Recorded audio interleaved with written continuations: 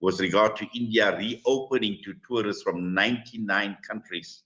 South Africa isn't one of those countries because it is still considered a high-risk country, and this includes the likes of the United Kingdom, Brazil, Singapore, and travelers from South Africa, regardless of the vaccination status, are required to quarantine for 7 days unless they're included in the newly updated Category A list that has been issued by the Indian government. Now, joining us on the line this morning is Advisory Director at BDO and Tourism Specialist, Leanne Beck. Leanne, good morning to you. Welcome to the show. Good morning. Thank you. Thank you for having me. Yes, wonderful that you are able to join us now. We've seen this list come out from India, South Africa not included. And just looking at where we are at this point in time and why are we still considered a high-risk country? I wish I could answer that question. I'm just as befuddled as everybody else. I mean, we know that our COVID stats at the moment are the lowest since before. So, I mean, Leanne, if you can you just move on slightly, please? We are losing you a bit. Okay, I'm going to try. That's better. Yes, much better. Thanks. Okay. So I was just saying that, yeah, we really don't know why South Africa's on the doesn't make sense at all. However, if you read into what the relief that or the detailed Indian government seems to have something to do with reciprocity in terms of how South Africa is treating. Yes, Leanne, I'm going to try and get you on a better line. It does appear that we are losing you. I'm going to ask my engineer to give you a call again. But yes, because we're not going to be doing justice to this discussion. So I will ask my engineer to get in touch with you in a minute. But just to remind our listeners as to what this is all about is the exclusion of South Africa, looking at South Africa still as a country of risk.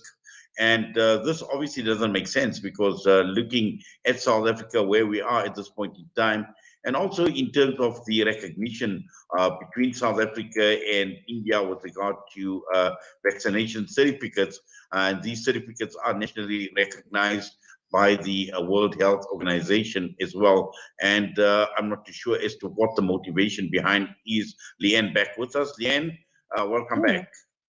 Hi, thank you. Hopefully you can hear me this time.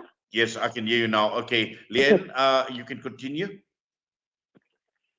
So, as you were saying, it seems to have something to do with South Africa not recognizing the vaccination status of Indian nationals.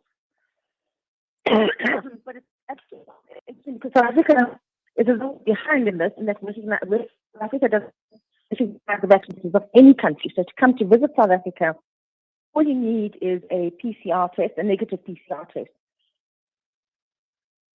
Yes. Now, just looking at South Africa and India, we've had relationships for a long time. We see a lot of tourism taking place. We see a lot of travel between India and South Africa, considering that there are many Indian nationals who reside in South Africa. And clearly, you know, this is going to be of concern because now with the not being on the Category A list, even though we have the vaccination status, things like quarantine and all these issues are still going to come into play. So it's going to make life a bit more difficult.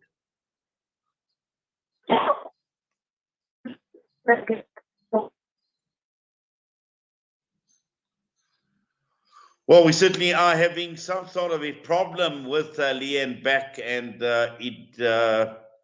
it's something that we definitely will follow up. But I think the key issue here is looking at South Africa and South African tourism also, because this is an issue I wanted to raise with Leanne, looking at tourists coming into South Africa, what would their situation be, considering that South Africa is still considered a high-risk country, and with the holiday season are going to be upon us very, very shortly.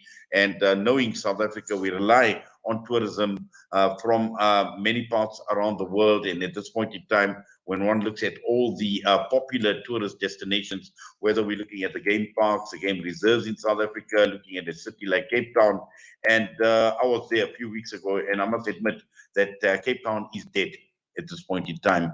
It is the tourists, and mainly the overseas tourists that come to Cape Town, that provide that vibrancy that the city needs, and also much needed economic benefits for a city like Cape Town, as is the case with many of the other popular tourism destinations in South Africa. And with the holiday season coming up, we will find that a lot of local travel between the provinces, but as far as tourists from other parts around the world, it's going to definitely prove to be difficult comes the December period. Just for the last time, we're going to try and get hold of Leanne back, and hopefully we are on a better line.